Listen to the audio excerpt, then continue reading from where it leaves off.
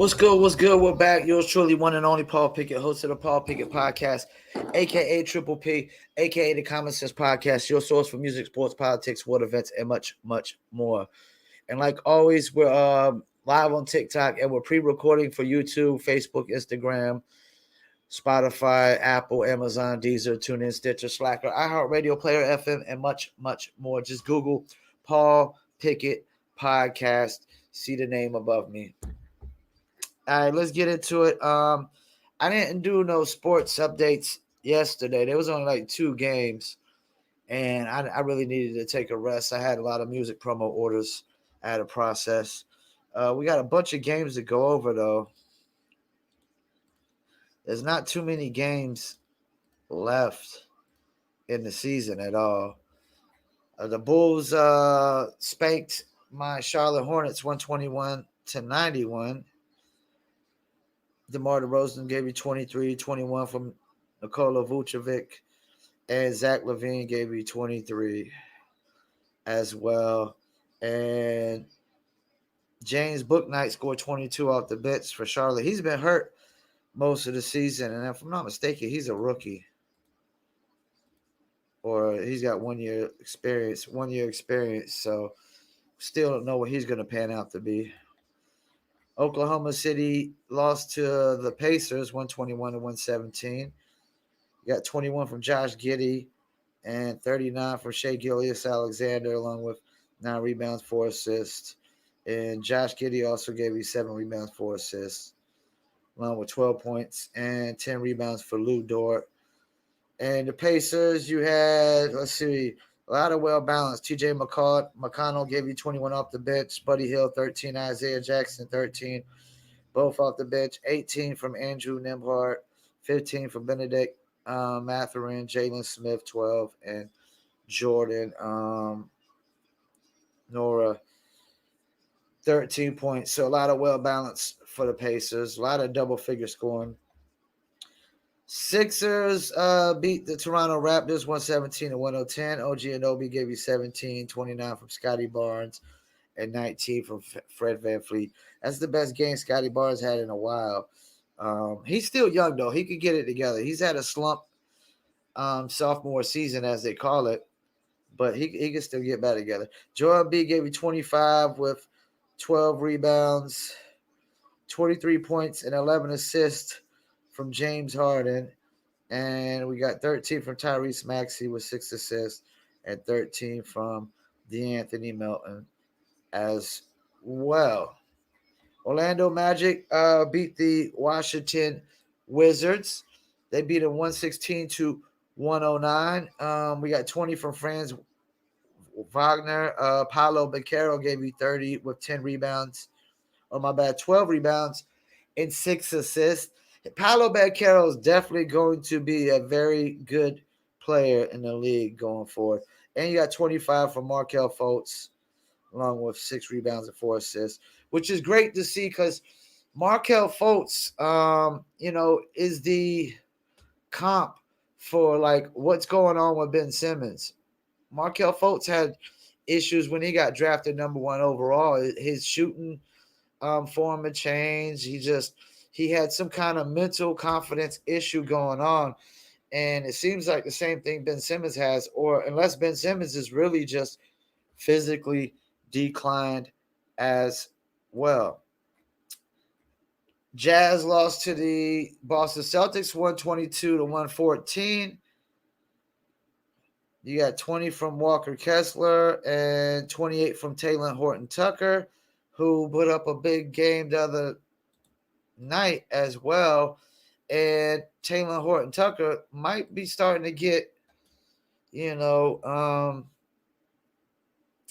himself established as a nice NBA player going forward. He's only been in the league 3 years. And he had that one decent year with the Lakers, and then the next year after they gave him the money, he just kind of fell off the map with it. But yeah, hopefully he's got it figured out. Boston Celtics, Jaylen Brown gave you 12, 39 from Jason Tatum, 17 from Derek White, 14 from Marcus Smart. And 19 from Malcolm Brogdon. You also got 12 rebounds and 6 points out of Blake Griffin. I ain't seen Blake Griffin play hardly too much this year.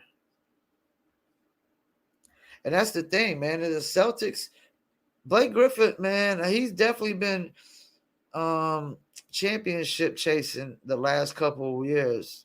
Like when he went to Brooklyn, I think everybody thought Brooklyn was going to be in the NBA Finals with Kyrie, James Harden, and Kevin Durant, and all the other players that they had to go along with it as well. Like all the veteran pieces they had.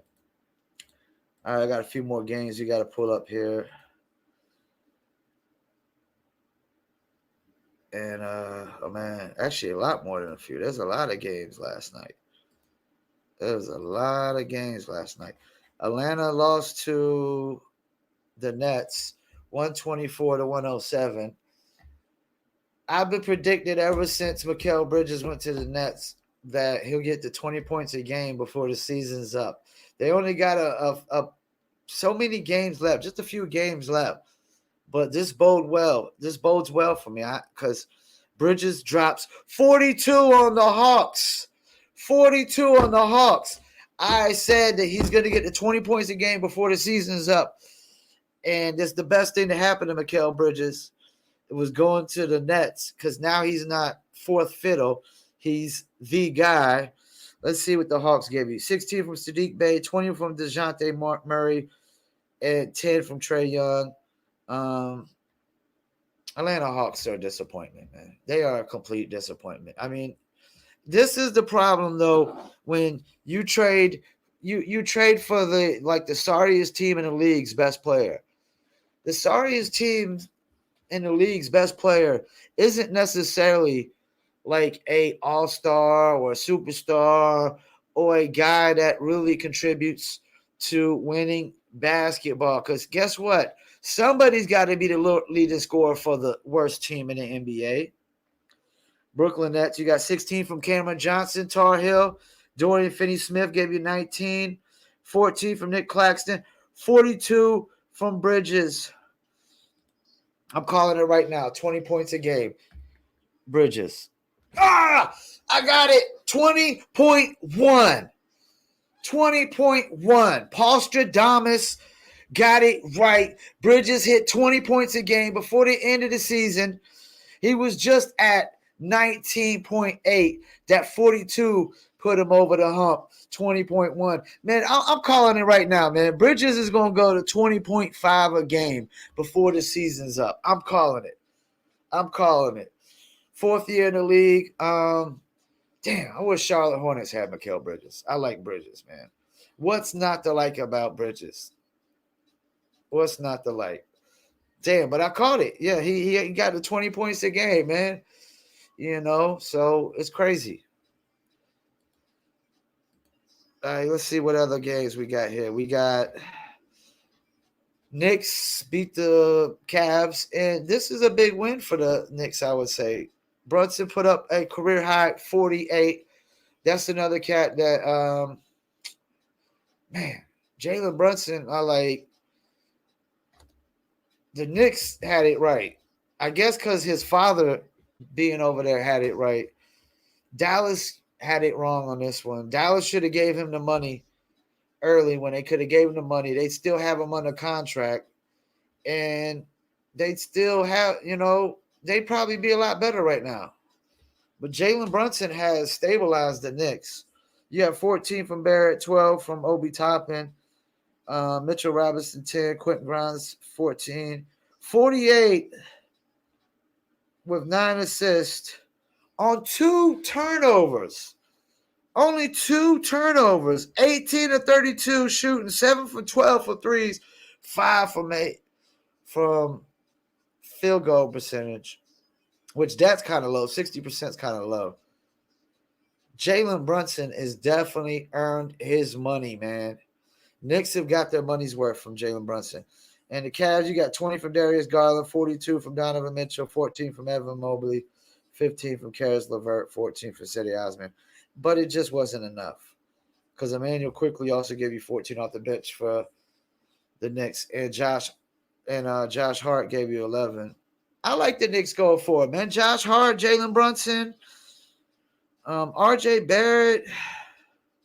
They just need to move on from this. They need to move on from this Evan Fournier contract, free up that money. They got Emmanuel Quickly, who's young, Quentin Grimes. Yeah, the Knicks are very respectable right now. The two worst teams in the league played last night, the Houston Rockets and the Detroit Pistons. The Rockets won 121-115. Green and Porter Jr. combined for 66. And that's the thing. The Rockets got a good young core. They're still so young. They don't even know how to win games yet. You got 21 for Marvin Bagley, who's playing for something. Jaden Ivey, 18. Ever since I've been looking over these box scores on this podcast and doing it every morning, Jaden Ivey's been pretty much balling out. You got 10 from Killian Hayes, 11 from Jalen Duren, Corey Joseph, 17, and Eugene Moriai gave you 11.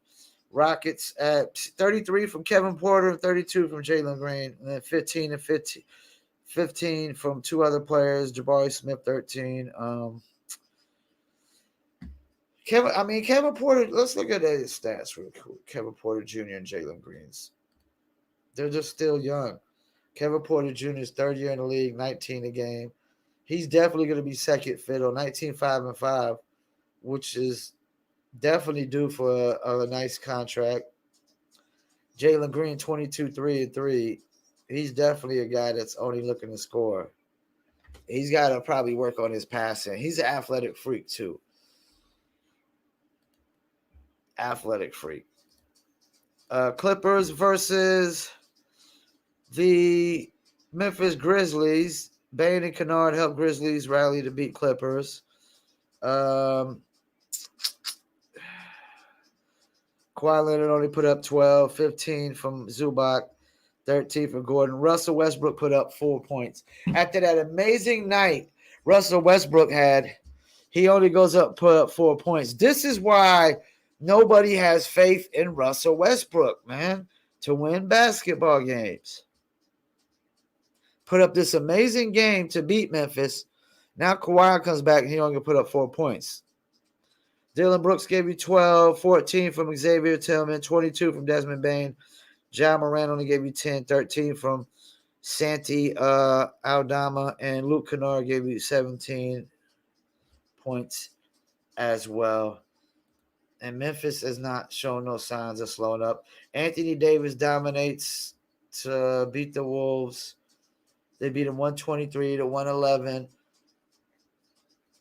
And for all you people trying to come in on my TikTok live right now, I am pre-recording. I can't interact. Thank you very much.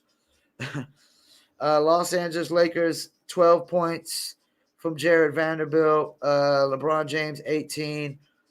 Anthony Davis gave you 38 with 17 rebounds. Anthony Davis has been balling the hell out lately, too. He's been balling the hell out. I know he's not usually healthy, but if the Lakers trade him, they won't get their worth back for him. And when he's healthy, I mean, this cat can put up 30, 38, and 17 with 1 steal and 2 blocks on 3 turnovers. I mean, that's not something that's easy to let go. Austin Reeves gave you 15 and 6 rebounds, and then 12 with 10 assists from D'Angelo Russell. You're going to need more from LeBron come playoff time than 18 points and 10 rebounds and 6 assists. You're going to need him to be more around the 25 mark. You're going to need Austin Reeves to be more in the 19 and D'Angelo Russell to be more around the 19 mark too come playoff time. And let me see, is there any more games? Yeah, we got 3 more games to go through. Then we're going to pull up the standings. Okay, Golden State spanked the Spurs 130-115, as they should. Curry and Poole each score 33. Of course, Jordan Poole needs to be more consistent for as much money as they gave him. You got Diop gave you 14, 22 from Keldon Johnson, and 19 from Malachi Abraham, 13 and 10, and 14 from a couple other players. Warriors, you got 17 from Jonathan Kuminga, who's been playing pretty well, what I've seen of lately. 17, 8 rebounds, and he's only second year in the league. 31 from Klay Thompson, 33 from Steph Curry, and 27 for Jordan Poole.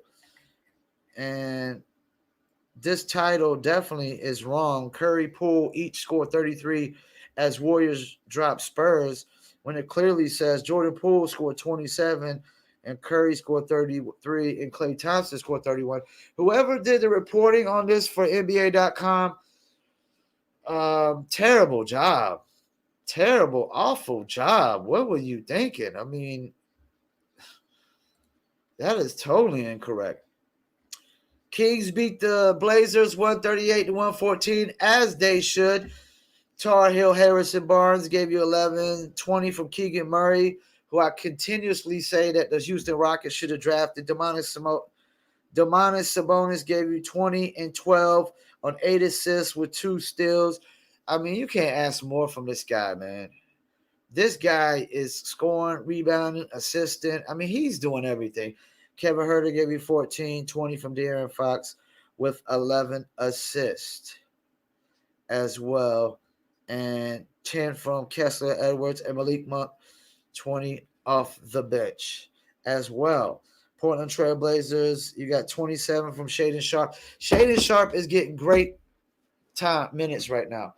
He's getting so much great minutes right now because I've done seen him put up a few 20-point games with Damian Lillard and what's his name? Anthony Simons out.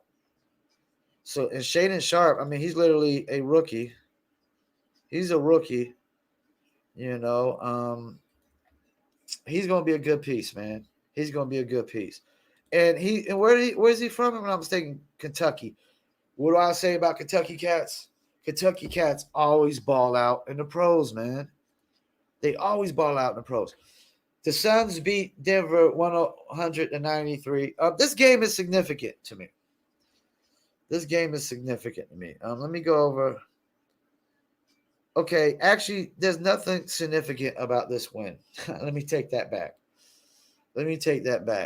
Because why is it not significant? Michael Porter Jr. didn't play. Contavious Conwell Pope didn't play. Nikola Jokic didn't play. And Jamal Murray didn't play. 4 of their starters did not play. The only starter that played was Aaron Gordon, who put up 26. And you got 16 from Bruce Brown, 13 from Reggie Jackson, 11 from Christian Braun. Nothing significant about this game because Phoenix had Kevin Durant, Devin Booker, and Chris Paul, and they only won by 7. I was going to say this game could be significant because the Suns, DeAndre and Kevin Durant, Devin Booker, Chris Paul on paper is better than the Nuggets. But 4 of the starters didn't play. All starters, the Suns are completely healthy. Except for Sabian Lee, they're completely healthy. They got Terrence Ross, Bismack Biyombo, Cameron Payne, Torrey Craig, TJ Warren off the bench. Which is, if it was TJ Warren in a bubble, hey, that'd be really worth it. Terrence Ross probably needs to get more PT than Bismack Biyombo and these other cats. But they're giving a ton of minutes to the starters. Chris Paul played 33 minutes. He only had 5 points, but he had 13 assists, 6 rebounds. Booker gave you 27. Durant gave you 30. DeAndre Ayton was 8 and 10. And it's not going to be like that every game for the Suns. I wanted to say the Suns will come out the West based on this game, but I can't say that now. I don't know, man. I don't know who's going to come out the West. It's like, it's still a mystery. That's because, like I said, even if the Lakers were to win the play-in tournament, and they play say Memphis in the first round, the Lakers could beat Memphis in the first round. A healthy Anthony Davis, LeBron James can beat Memphis in the first round.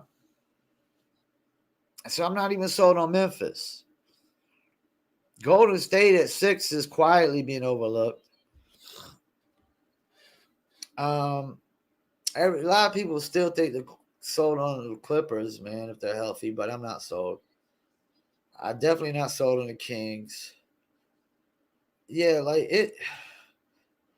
No matter who comes out the West, it's probably not going to be shocking at all. But East, it's Milwaukee, Boston, and Philly. That's it, man. Cleveland don't stand a chance. Sorry, New York. The Knicks don't stand a chance. They don't stand a chance. Not a chance in hell, man. And Brooklyn, man. Brooklyn, like, yeah, they're still sixth. They're still winning, but they had no superstar players. None whatsoever. None. I want to talk about something I saw the other day. Chris Broussard and Rob Parker were talking about Michael Jordan selling the Charlotte Hornets and how it's a good thing for Michael Jordan because not only is he making a shit ton of money off the deal, the product of the NBA is the regular season NBA is crap. It's crap. You got too many injuries, too many faking injuries, too much load management. You got too many people paying to drive 2 or 3 hours to a NBA game to see superstars play, only to get there and find out the superstars ain't playing. It's a shit of a show. It's crap. It's crap. You know, it's not like that. See, NFL, yeah, dudes will get hurt like crazy in the NFL, but those guys will play every single game. They will play every single game if they can. NBA players, man, they're getting so entitled and privileged right now, man.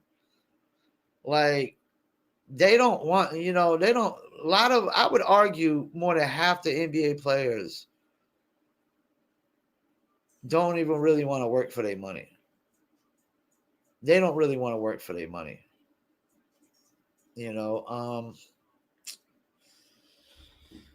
Same thing with the superstars. I would argue like a cat like Bradley Beal, he don't care about winning.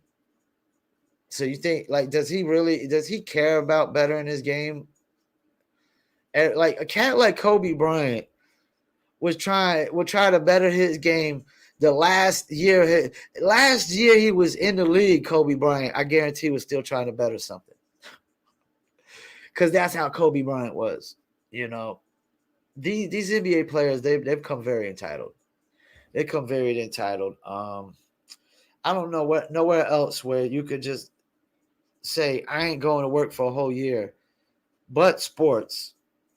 You see what it did to Le'Veon Bell's career in the NFL. It was the worst decision he ever made. Cause yeah, he got to the Jets. He got a nice little contract, but his career was downhill. As soon as he signed that contract, his career went downhill. Cause you sat out for a whole year. You sat out.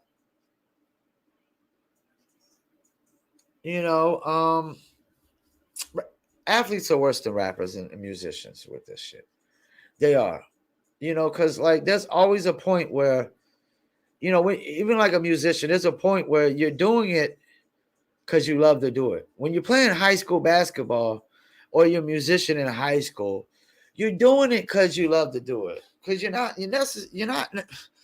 definitely not getting paid. There's not too many high school musicians making money. And there's no high school basketball players really making a ton of money. And I don't know if high school has allowed you to monetize your brand. I don't know if you're allowed to do that. I don't know the legalities. The NCAA used to not let you do it. Now you can monetize your brand however you want to. You know what I'm saying? And whatnot. But at some point, you were doing it just for the love and just because you love to do it. And then when the money comes in, you're like, oh, you get so greedy, you don't even love it no more, apparently, that you want to sit out for a whole year. And you want to blame, your team for you sitting out a whole year when you're the one that clearly shrunk. You're the one that clearly shrunk under fear, So, yeah, I mean, it's just NBA players are becoming entitled, and athletes in general. Like you have one good year and they think they should get the bag. One good year? No, we got to see it 2 years straight, 3 years straight. Everybody can have one good year. Anybody can have one amazing year. I've seen plenty NBA players have one amazing year in their career, and that was it. That was it. So like this idea we're going to give you the bag because you did it 1 year. It's bogus, man. It's bogus. And these cats like Ben Simmons, they're screwing up the game, man. They're screwing up the game because you get paid $40 million to do what exactly? Nothing. Even like John Wall, he like literally, he let the Houston Rockets talk him into sitting out for a whole year while you made $40 million, and then you wanna act like you can come back and contribute. You ain't got shit to contribute, John Wall. You're on your way out the league because you didn't take it serious enough. You didn't love it as much as you claimed you loved this. You were in it for the money the whole time. Because once greed takes over, you're just in it for the money, man. And that's that. So Michael Jordan, it's smart for him to sell the NBA, his team right now, because he's going to make a ton of profit. And right now, the NBA is a crappy product. It's a terrible product. I would never buy it. I would not waste my money on one single NBA ticket whatsoever, unless it was a playoff game, where I know that everybody's going to play injured or not injured, unless they look, it's just the most serious injury ever and they can't even walk. But playoff time, dudes are playing through injuries. Regular season, it's a shit show. It's crappy. You buy a ticket, you go, and LeBron James and Anthony Davis ain't even at the game. So I'm going to pay all this money to go watch D'Angelo Russell and Austin Reeves. Man, get the hell out of here. That's a crappy product.